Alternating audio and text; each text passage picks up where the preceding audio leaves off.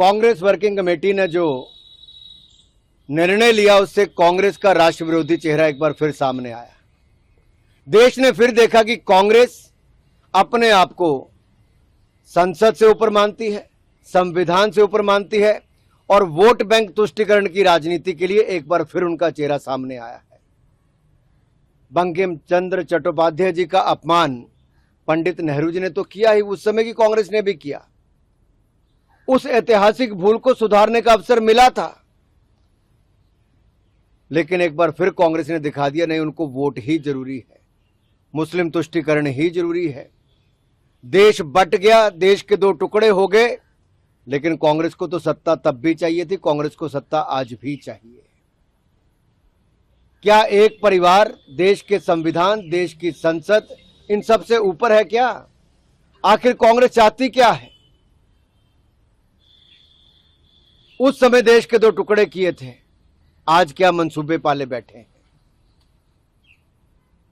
कांग्रेस का राष्ट्र विरोधी चेहरा एक बार फिर सामने आया।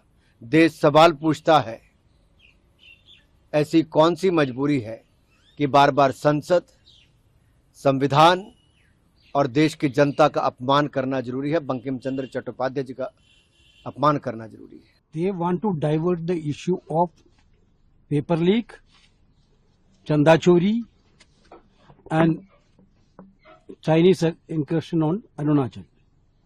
These are the issue of the country nowadays. They want to divert it. That is why they are doing all these things. Vande Mataram we are doing for the last 1937 onwards. More than 90 years we are doing this.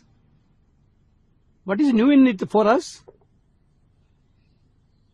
We are doing Vande Mataram for the last 90 days. We are continuing that. That's all. And yesterday you said that it's an emotional thing for you. Certainly. Vande Mataram and this Rashtrageet, both are emotional songs for us, entire congressmen, because that was the part of Indian freedom struggle.